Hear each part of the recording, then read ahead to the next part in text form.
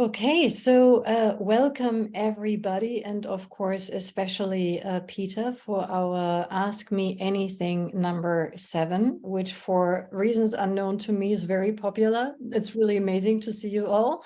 I don't know what it was about this date. And I also have to issue an apology for anybody who's waiting for 30 minutes for this to happen, because I realized that there was one place, which was the platform, the Love and Business platform, where I hadn't updated that today we were starting 30 minutes later. So deepest apologies for anybody who's sitting there thinking that you had made a mistake. No, it was me, right? So just take these apologies. Okay, so how about we have a brief moment of landing, because we've all come from, a busy day, I would assume. So if you want to, you can just for a moment also close your eyes and just allow yourself, firstly, to feel yourselves, to feel your body, and see if you can find any ever so slight movement in your body that you could follow. I'm standing right now and I'm noticing that there is a little of a sway that I could connect to. Maybe that's the Beyoncé leftover sway, I'm not quite sure. And just bring some breath to this movement, and whatever slight movement there is, allow it to grow bigger.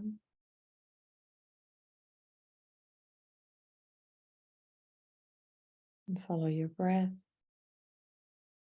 And then for a moment, begin to connect yourself to this space and to all of these wonderful souls that came here tonight, the ones that you know, which might be many, but there might also be many you don't know.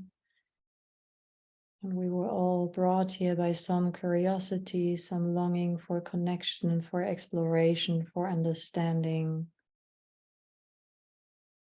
So I invite you to reach out with your energetic tentacles, shake some little roots, shake some tentacles, shake whatever you can hold on to in this space to connect to somebody else here.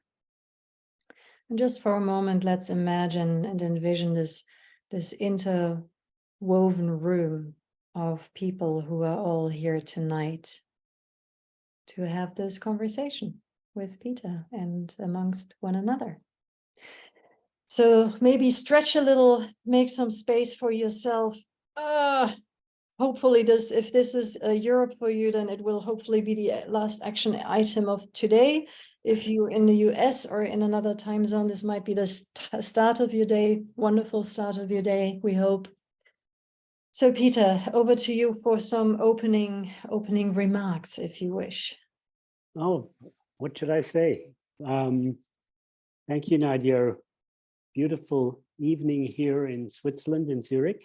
And I'm feeling very full at the moment of all the activity that's been surrounding me and going on inside and outside of me. And maybe as an opening comment where my thoughts are right now, I've been noticing that the amount of public information on webinars and interviews and so forth, such as yours also, Nadia, is fantastic now. It's growing in quantity, but also growing in quality. And my particular comment, and I don't know if this will be a subject for this evening, but I just mention it, is I've been attending 2 or 3, just the last couple of days, of these fantastic webinars. And I find them fantastic in terms of expert information being passed, statistics and diagnosis. But it's really interesting to look at what comes out in the way of prescriptions from the experts and kind of suggestions and what should I say, conclusions. And I find that these are quite often weak and not able to answer penetrating questions. I've just attended 2, and I gave fairly simple questions which were penetrating. And it was really interesting to see how these questions were just ignored. Maybe the experts were not capable of answering them, but it was really, really very interesting to see how they were either laughed off or ignored. And I just want to share that with you right now, that in this room. And So, Peter, any notion of why you think that is? I think the experts, I think this is the really interesting point. I think the experts, so-called experts, are really incapable of coming up with really good solutions right now.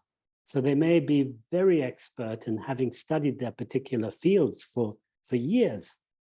But in terms of what's going on in the world right now, and to come up with intelligent solutions in their fields, there I have a big question mark, and think that what happens is that they kind of sink back into their concepts and answer all the questions which have to deal with their concept or prescription in terms of pragmatics, they can sort of answer in real detail. But when something is a little bit more penetrating, like for example, I asked yesterday in a group of experts about net zero, intending to help processes in companies to arrive at net zero.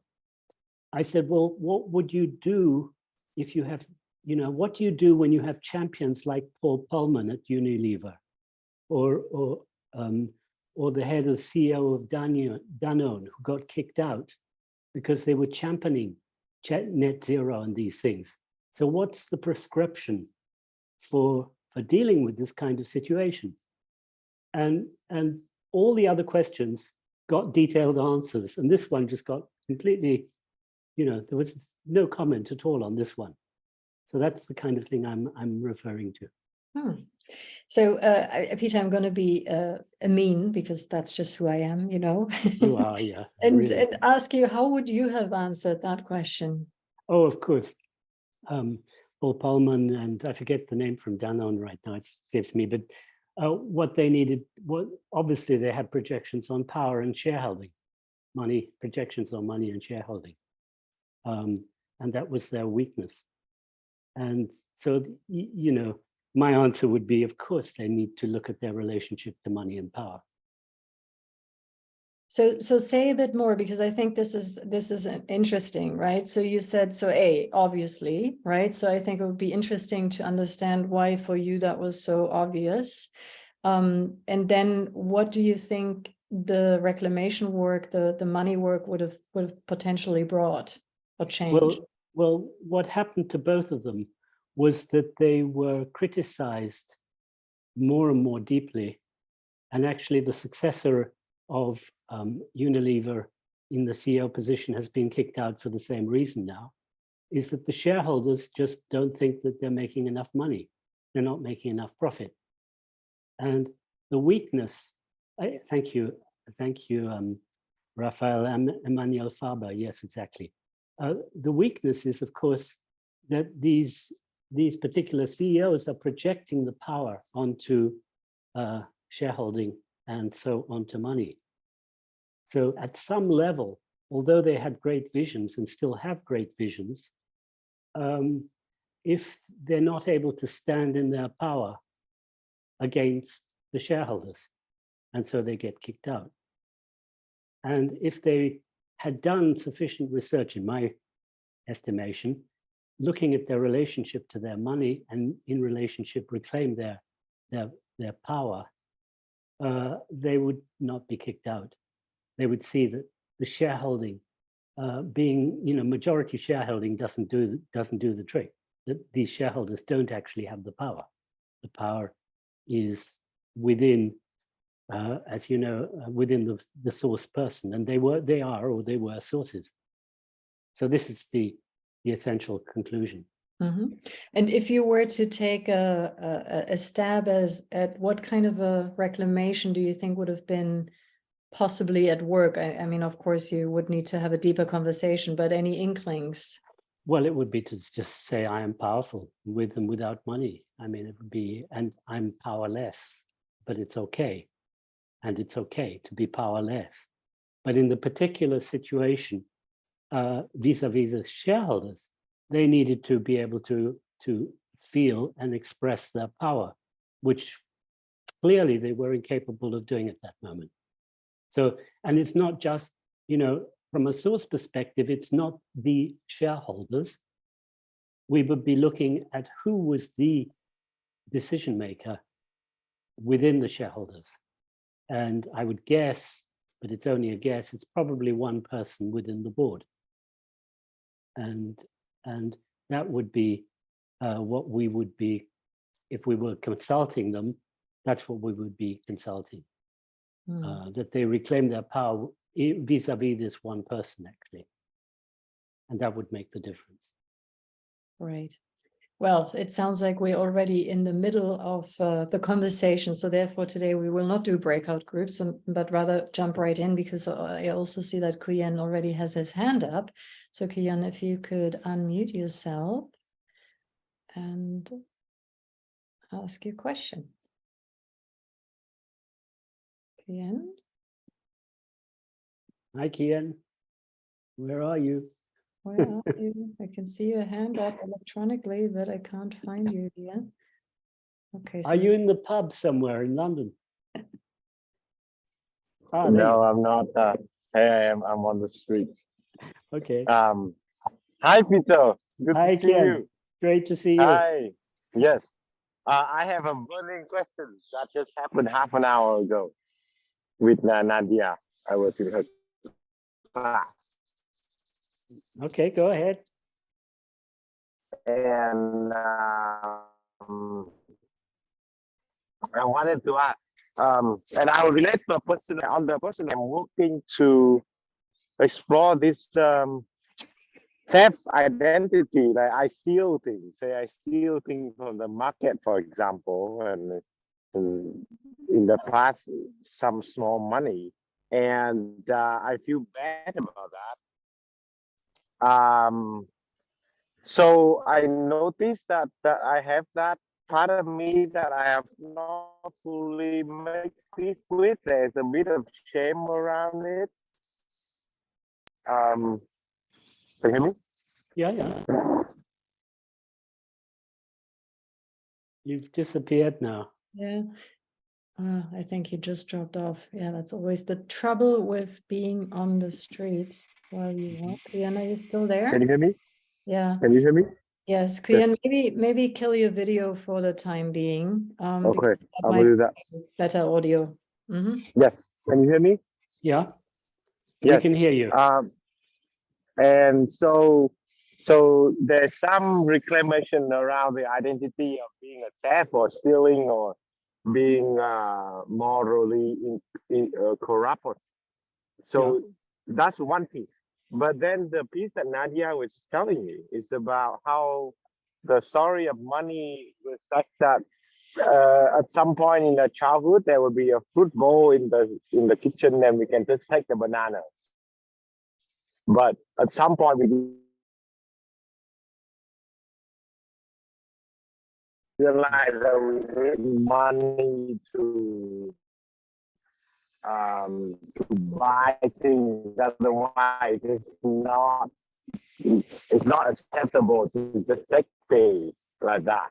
And she mentioned that you also mentioned in some of the in your work that many people, up to 25% of people, identify with being a theft. And so that, I mean, personally, I ask, what good does being a theft do?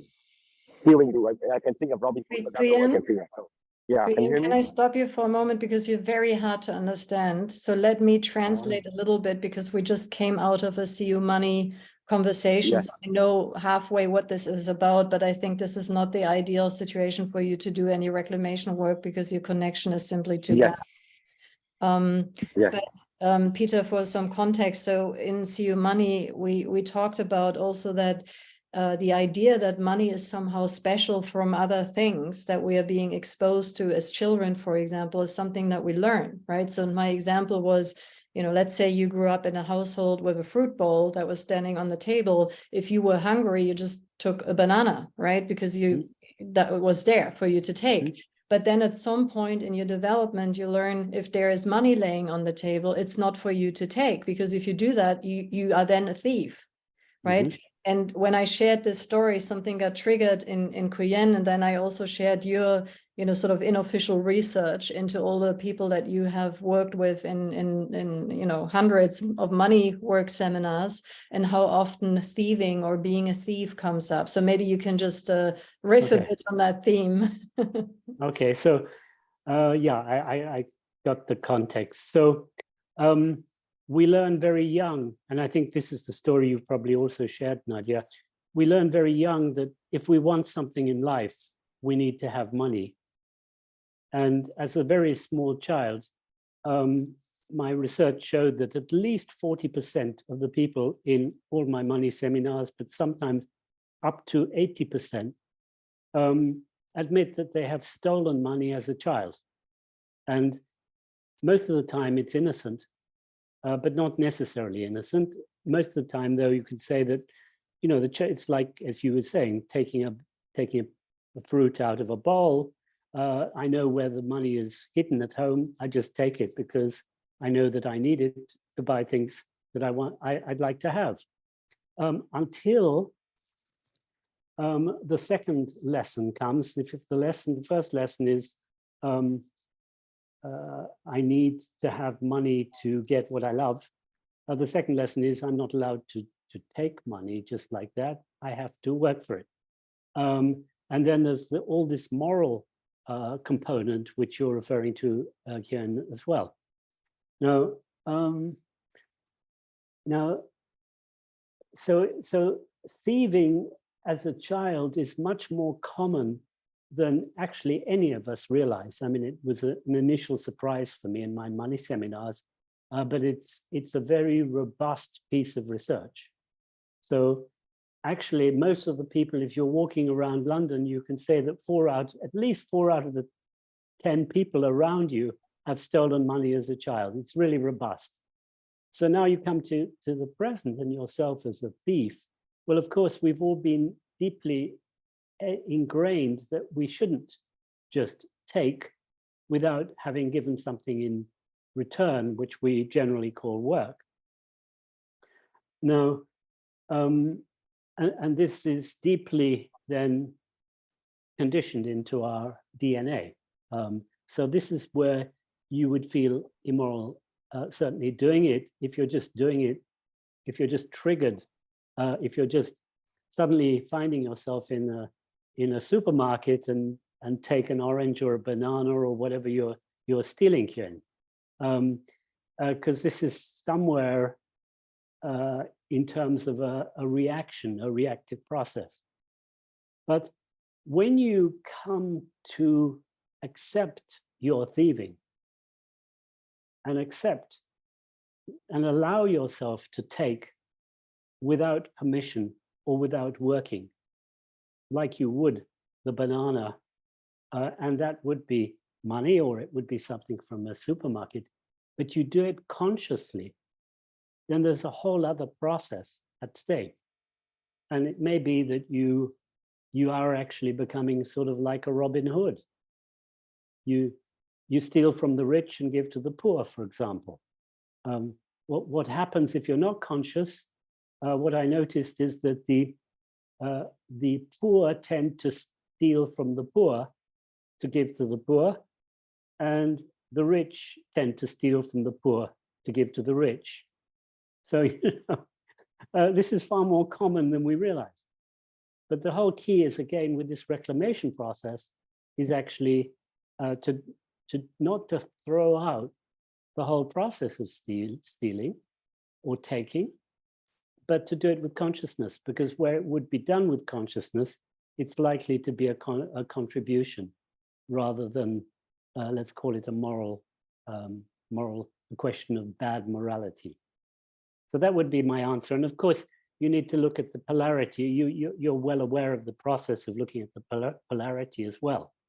So even one aspect of the polarity could even be allow yourself to be stolen from. Imagine. That could be one part of the polarity. Allow somebody to steal from you. Yeah, which happened many times too. So yeah. Yeah. So it probably happened unwillingly. You know, you Mhm. weren't willing. But imagine you could allow that to happen with pleasure. Somebody who needs something and would steal from you and would be really, you know, happy about that.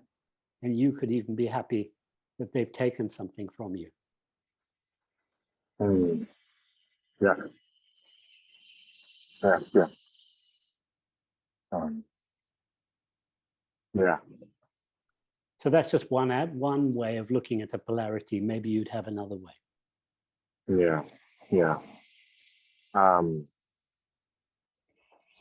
Yeah. Thank you. This is it's touching me. It's touching me to allow myself to be stolen. From. Yeah. Yeah. And imagining feeling the pleasure of that. Yeah. And to allow yourself to steal, imagine. But to do it with a consciousness. Notice when you have this impulse, which is just like reactive, and stop yourself at that moment or breathe at that moment and ask yourself, is this really appropriate? And maybe a more appropriate thing to do, you know, if you feel it's appropriate, maybe to ask somebody else whether they'll give it to you. Yeah. Or ask if you can take, for example. I mean, that may be, you know, you make yourself more vulnerable at that moment because that person maybe say yes or no. And maybe you get a no and you ask the next person. Great training. Yeah. Yes. Yes. I'm getting it. Yeah. That is a chance to just practice being more conscious about it. Yeah. And then, exactly. And then if it's really appropriate, well, then you just take. But, you know, you're conscious of it, doing it. You're conscious of the risk. You may be found out. I know my partner, Barbara, who is on this call as well, was in a training with a Sufi master many years ago. And she tells the story where the Sufi master actually made all the students go out and steal. Wow. And maybe Barbara can add a comment if she wants here, but that was quite a challenging thing for her.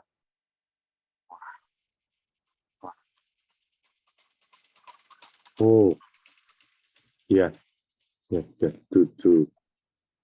To do so consciously, being aware of the risk. Yeah. Yeah. Yeah, So thank you for bringing this. Yeah, it's a fantastic exploration, I find, because as I even underplayed the numbers in Sue Money. I said 25%. I didn't realize it was 40% plus. So Yeah. that's fantastic to know. Yeah.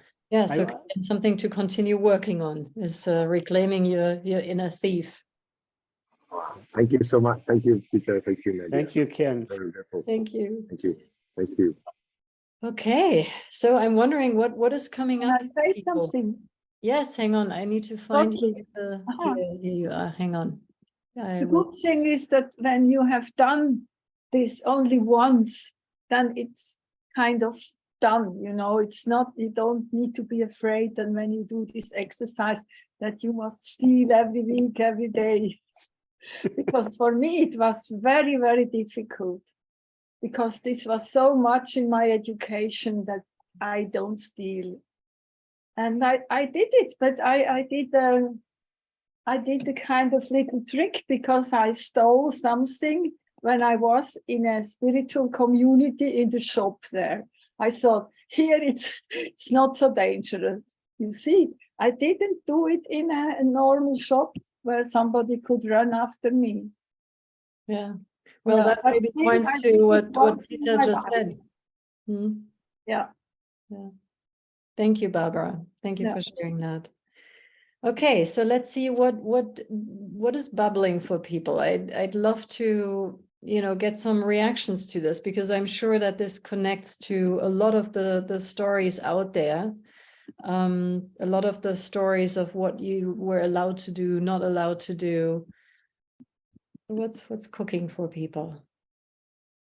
And just to repeat the rules of the game, I'll wait for some responses. And if there's no responses, I'm going to pick on one of you and see what comes out of that conversation, because that's often an interesting way to create a ping pong. Sandro, you have your hand up. Yes, what's bubbling up actually just listening to this is like I was strolling around outdoors and imagining I'm going to a shop and just stealing something, you know, and like I tried to feel myself into it, and I thought how much of an agreement it is that you have to give some money in exchange. You know, I mean, it's obvious, but I just yeah, stepped into that feeling of it. You know, just why can I not just go to a shop and take something with me? You know, and how firm the agreement is of, okay, there needs to be a transaction, and otherwise it's theft. Just as a comment. Yeah. Peter, anything you want to add to that observation? No, absolutely. I mean, if you look at the rules of civilization, I'm thinking of Ken Wilber's right bottom corner in my model. You know, there are things which are pretty rigid. Civilization is pretty rigid about, and that would be like one of them. Going into a shop, you know, a civilization rule. It's like traffic lights. You know that when you go through traffic lights, if it's green, you have to go through when it's green and not red. And it's the same sort of thing here. It's almost like a civilization, become like a civilization rule, of course. All I'd say there. Thank you, Sandra. Thank you, Sandro. Okay, so Jamie, you have your hand up. Hi. It's curious to me too how much of this can live in the body. I had an experience where I was living abroad and in a shared communal house, and I found myself collecting things from the kitchen that weren't mine. So I would take food and I would store it and I would hide it in my room. And I was like, this is a very peculiar behavior. I have money, I have my own food, but it was a repetition. And I felt myself very out of my body while I was doing it, like very much in a fear place. And when I meditated with it, and I actually ended up bringing it to someone that I was working with at the time, and went through like a somatic experiencing of what this was. And there was a story that was in my mind's eye. I saw it completely clear. There was this wood hut surrounding, not me, it wasn't me, I was in someone else's body. And there was meat hanging around this wood hut. And I just saw these hands like feverishly grabbing all of this meat and trying to put it into a bag. And I was like, this is, so my therapist is walking me through this. And what are you seeing? What are you feeling? And panic, fear, like I'm running. And so come out of this experience and ended up relaying this to someone in my family. And I was told a story that I'd never heard before, about my grandparents fleeing the war and not having food and like needing to steal. And so I'd never heard this story before. This was in my body. And so I'm curious if you can speak to, along the lines of this conversation of theft and how we take, and there's these moral and societal agreements that we enter into, but how much of this also is ancestral and just lives within our bodies? Oh, thank you. Thank you. I mean, what an incredible story. And thank you for this question. I'm not sure I'm qualified really to answer about the nature of how ancestral such things are. But from the many stories I've heard, they are sort of parallel to what you're sharing in terms of being handed down.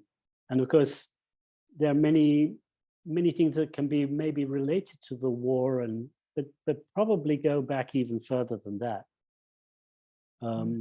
So I think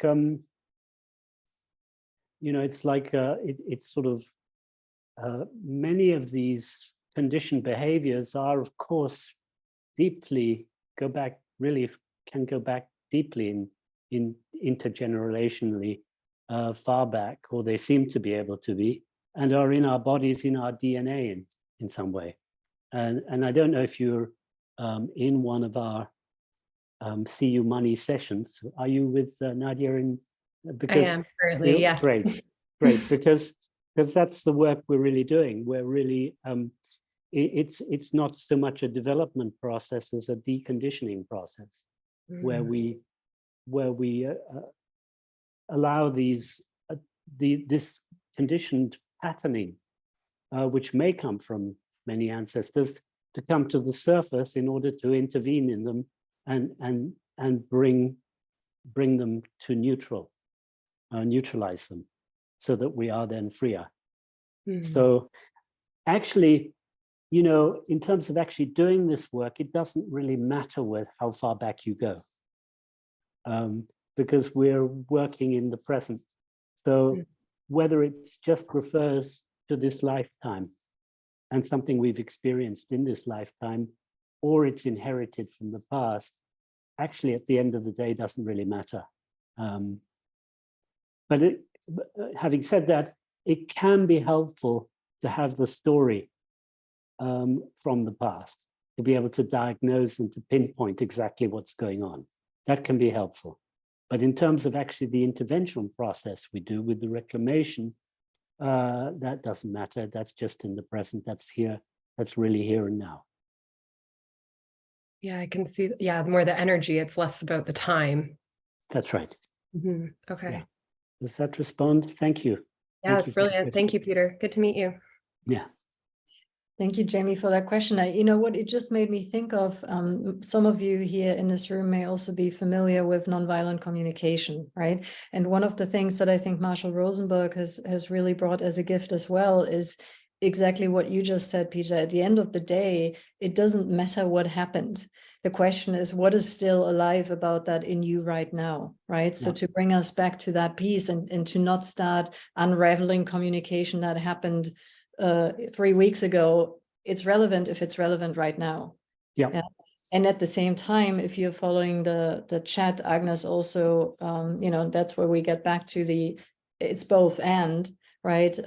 Agnes, I don't know if you want to say something about that, if you can speak right now with the parenting as well. I can try. I might be summoned, but yeah, no, I was just thinking of Resmaa Menakem's work. He's done a lot of work on racial inequalities, especially in the US context, and on racial trauma that lives in all our bodies. And he talks about how, yeah, some of the trauma we carry and the kind of the cultural material we carry in our DNA can date as much as 14 generations back in history. So if you go that far back, you're ending up in sort of pre-transatlantic slave trade times. And what I really like about his work is that he really traces back how this kind of the passing on of these patterns, isn't, it kind of goes, it's in everybody, it's in the whole population.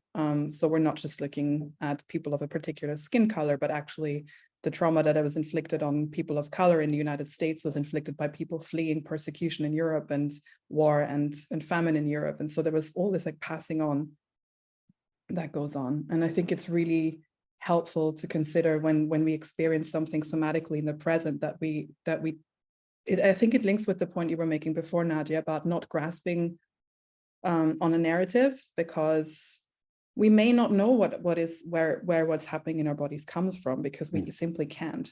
But we can trust the experience. We can trust that our body knows what is important and what's happening. And when there's fear in our bodies, that's a true story, regardless of whether the situation that is triggering that fear is in our imagination or actually happening right in front of us. Super. Yeah. Thank you, Agnes. That was a great addition. And I think Yeah, that's absolutely. right, is that if the feeling is there, it's real here and now, and it may be related to all of this stuff that happened a long time ago to people that I knew or didn't know. Yeah. Thank you, Jamie. Anything else around that, or are you complete? No, I feel complete. Thank you both. Thank you. Okay. Wow, interesting topics that come up. So I'm gonna unpin us here for a moment so that I can see everybody else again and see what's bubbling. So what's coming up for people, and it may or may not be related to that, by the way, so you don't have to continue this conversation, but anything that is popping into your mind right now. So who has something?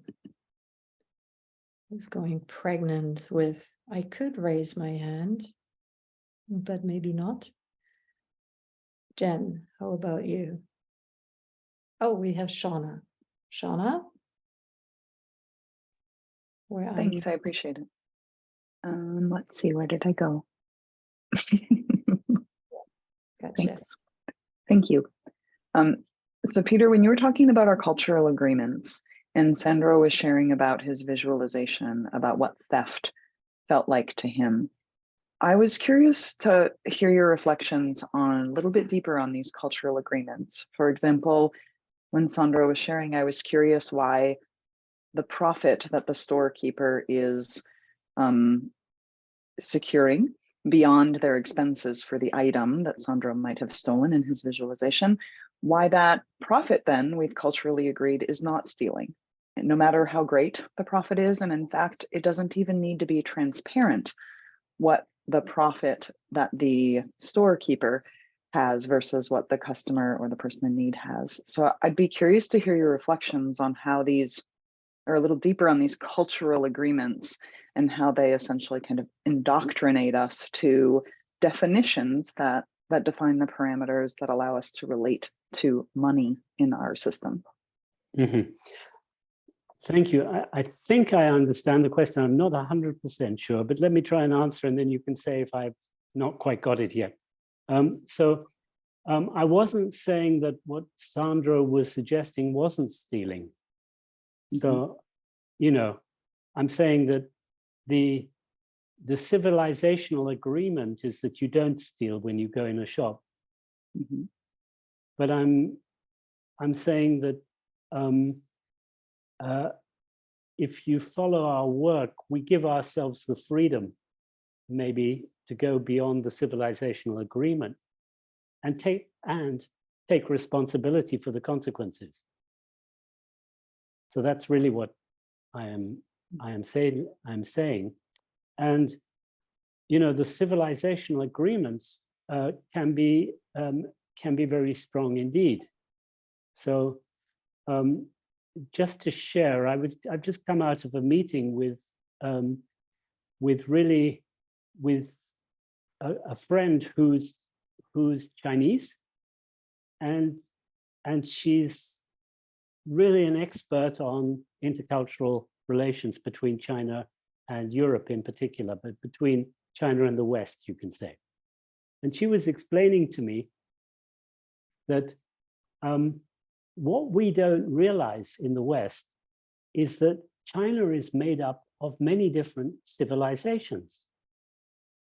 That actually we think of China as being one civilization, but there's in the Chinese mentality around civilization, there are lots of different kinds of civilizations. These were her words.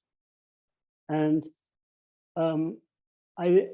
she gave what's happening in Hong Kong as an example. And then I asked her a question, well, there's repression happening in Hong Kong. And I came to the point to get clarity. I presented Wilber's model where civilization is basically in what I call the bottom right-hand corner, collective. It's the collective external quadrant, and was claiming actually there's a lot of rigidity in civilizational agreements. And she came back and she said, well, actually, you're right. She said, I'm actually, what most people don't realize is that the leading civilizational aspect of Chinese comes from the Han dynasty. And she said, I'm actually Han. And she said, I'll tell you a little secret. We Han people, we think everybody else are like monkeys. So we Europeans, as far as they're concerned, are like monkeys. And everybody else are like monkeys. So it's very clear if you're not Han, it's like that's the civilizational agreement. And there are obviously rigid rules to describe whether you are Han or not. Now, where she was describing we are multi-civilizational, I put in Wilbur's other quadrant, which is around culture, and there she was able to agree. So where within China, there are many, many different cultures. So within, let's say, what they are insistent on is this Han. So, but actually they're very, very tolerant of many different cultures within China.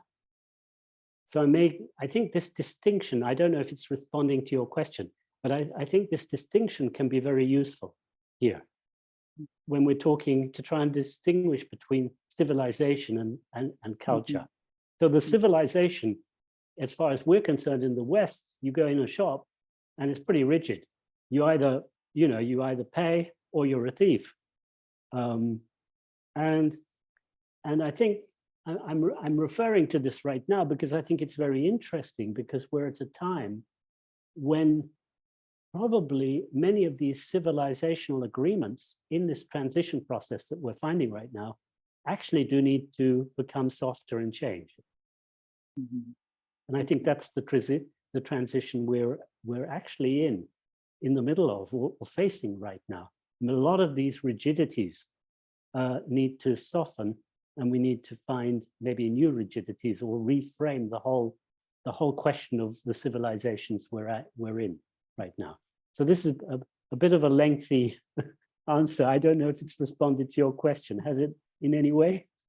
I do, and I appreciate the insight into the fact that there can be smaller subsets and cultural communities, for lack of a better word, with your example of China's macro cultural communities that are present, even within the contexts that we are working and understanding, even though the overculture may have still very firm grasp or grasping desperately for these rigid tenets, that there are spaces to explore new relationships with more flexible terms and agreements in order to explore how that transformation might emerge. So I really appreciate that. Thank you.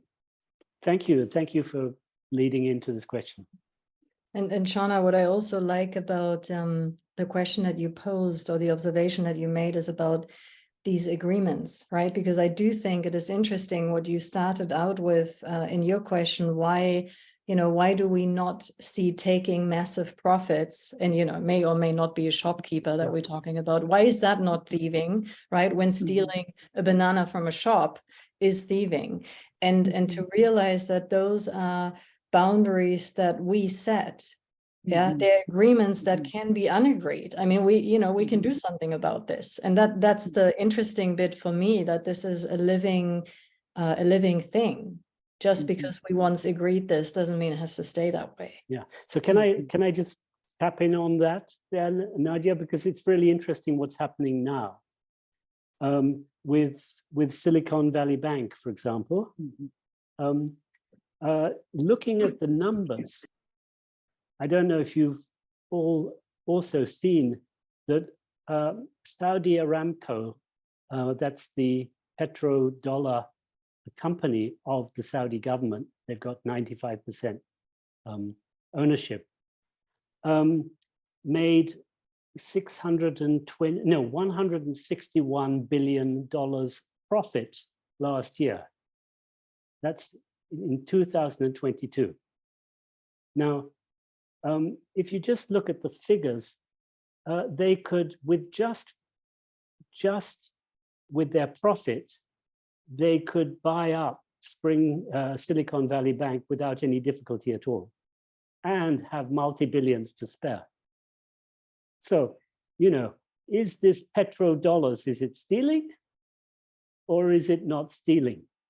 And, you know, we can move the whole moral issue in there.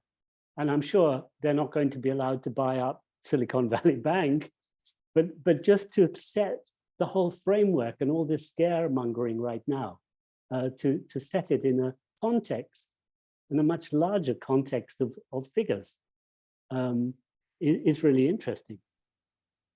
So that, you know, we're leading into the same sort of question: what's moral, what's not moral, stealing, not stealing, etc. Shona, any Thank follow-up you. thoughts or comments? No, No? thank you. I feel complete. Thank you so Thank much. you. Okay, so we have room for whoever 2380331 is. Please unmute yourself. Ah, Cecilia, it's you. Okay, my dear, hello. Hi, everyone. Hi, Peter. Hello. I was just thinking that the way I see that humans behave in nature, to the world, I think we're all thieves. And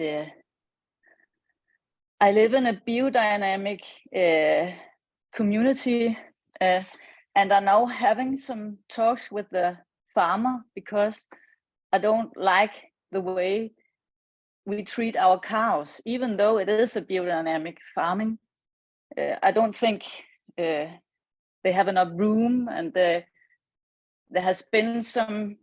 I'm voluntarily working in the stable, so I'm with the cows every day, and it hurts my heart when they're not. I can see that he is shifting them around as they have to give birth, and making a lot of uncertainty for the cows, and they are stabbing each other because in a biodynamic farming they have to keep their horns. But his solution, when I said to him, we have to do something, this is not okay. There was one cow that just had gone up in the stable because she's going to give birth in just a while, and the other cows don't like her. She wasn't able to go into the stable and eat because they were attacking her. So I have fed her with my hands, and his solution was to cut off their horns, because he said he wasn't agreeing with Rudolf Steiner in that the cows should keep their horns. And I was just saying to him, do you really mean that whatever made the cows was wrong when it gave the cows horns? And it's so important in the biodynamic farming. We are using the horns to prepare humus and lots of stuff, and it's so important for the cows. So in all the stealing talk, I just think we are so disconnected to what we have been seduced by the money system, and brainwashed in believing that, you know, we can speak about it's stealing when you go down to a shop and take something, and that's the way I was raised up as well. But I think it's more stealing the way we are behaving in the world, well knowing that it's not sustainable, and we keep on doing it. I don't know what to do, and I have had these talks with the farmer and have asked him, is this a shop, or is it ideologic, you know, spiritual, all these Rudolf Steiner thoughts? Sorry, my language, I have not so many words. And he says, no, it has nothing to do with money. And then, yeah, maybe I have to do some reclamation work about being safe without making money. I don't know. Yeah, but it was just what was coming up for me, because I think we are all thieves as we behave right now in the world as humans. Well, thank you very much for this story and these thoughts. And actually, just on a lighter note here, we're linking in to the cows right now. And I'm very happy you've done that, because somebody can't be here with us tonight. She's called Clarissa Hurst. Why? Because she's actually with 2 cows that she's looking after. So you've brought her into our room. You brought Clarissa into the room, and I'm very happy, and I'm sure you'd be delighted with the way that she's looking after her cows. So there's that. But you're bringing the whole subject matter of stealing, of course, a lot further, and I agree with you. The question I would have is that, you know, somewhere there may be a reclamation, because I have a feeling you're making yourself feel bad about it. You're making yourself feel bad. I'm not saying that you shouldn't feel sad or unhappy about the situation, but the resolution won't come while you make yourself feel guilty. No, I actually don't feel guilty for the cows or for the human stealing, or the whole thing. I just do what I can. I was just thinking, okay, he's talking about Silicon Valley and all these huge money people, and I'm just trying to save the cows. But it is what I can do. I don't have any money, but my situation is a long and sad story. But it has also given me a strength in knowing that it isn't money that make me rich. The school bus had an accident Wednesday, and I was just waking up several times at night and looking at my daughter and feeling how incredible lucky I was, even though that I'm in the middle of a lawsuit that has lasted for 5 years, and it's such a mess. But I felt so lucky. Cecilia, I'm going to cut in there for a moment, because I do think that there is something that we can maybe take into the CU money process around being helpless, right? Because that's sort of the essence that I'm getting, is that with your enormous heart and your capacity to even feel animals, and to see the system that they're being exposed to, that there's something about feeling your helplessness and all of this, even though you've already just gone down to the cows, right? And even there is something, a system, something that makes you feel helpless. So that would be my recommendation, that we take it maybe to that place, not tonight, but as an observation. Super. Yeah. Cecilia, thank you so much. Yeah. And as a last person, I would like to invite Dominique. Thank you. I was also listening to the conversation about theft, and my thoughts were about parasiting. Suddenly it came to me that when this question about the profit of the shop owner came up, is that shop owner actually parasiting on the needs of everybody that needs to get its food items and whatever you buy in shops?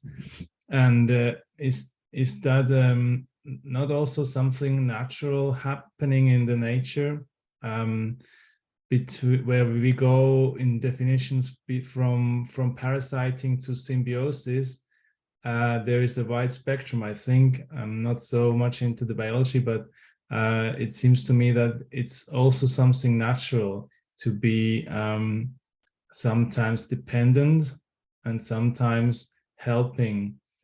And for me, as a thing to share with everybody, is that when I came back from a long journey into my home country, I had nothing really to furniture my apartment, so I discovered these gift chats where you can just scroll through the chat and ask people to or to pick up what they want to give away. And so I was like experiencing these many gifts I got just to furnish my apartment. And for a while I was thinking I'm parasiting on the consummation society that is also actually just thieving from nature and have this huge surplus for consummation. But then I thought also that it's not a bad thing to do it, because if I would buy it myself, it would maybe even be worse. So yeah, and I also started now to give away stuff that I don't need anymore. And it's like a good feeling to have this flow of stuff coming and going whenever you don't need it or you need it. Well, thank you very much, Dominic, for these thoughts. I think you've done a lot of deep reflection, which is very valuable. And of course, we tend to, you're right. I mean, it's we who judge and call things parasites, and we tend to give them a negative, tarnish it negatively, this particular process. But if you look at, if you were coming from being nature, there's nothing that is tarnished in this way or called parasite with something negative. It's just another part of nature, you know. And the nature is interdependent. All these parts are interdependent. So there's nothing which is, you know, I mean, parts are consuming other parts, of course, and that's part of nature as well. But there's nothing that is like judgmental, I think, like we are in considering something parasitical. So I think it's perfectly legitimate to be a good parasite as well, in the terms of which is where I think you're heading the conversation, and seeing the benefits of being such as well. So thank you. Thank you too. It was actually that in myself there was a resistance against being a parasite of society, although I had these moral arguments for myself that it would save environment damages by doing it, but still there was this resistance in myself that it's not something one ought to do. Yeah, well, it has, you know, it has knockovers on this thing. Well, I'm being dependent on somebody else or something else.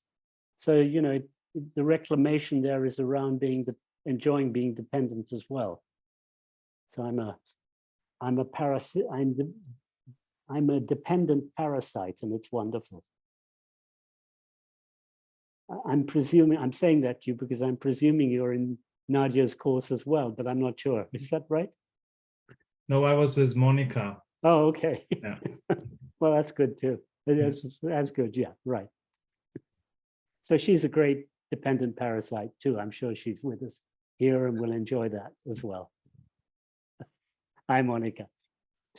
Hi, Monica. Wonderful. Dominic, thank you so much for that reflection and the invitation in that to embrace our inner dependent parasitic nature, which I think is a beautiful gift. Okay. Dominic, any closing words from your end? Thank you very much. I'll try to enjoy to be a parasital part of society in future. Thank you so much.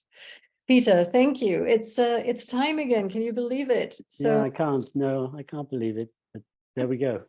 Well, but you know, those events I think are the best, those that end when there is so much more to say, other than dragging out our welcome. So I'm actually happy that there is more we could talk about, and there will be another time to do it, because there is another Ask Me Anything coming up in 6 weeks, of course. So everybody who was here today, I will be sending out the recording as well as the invitation to the next one.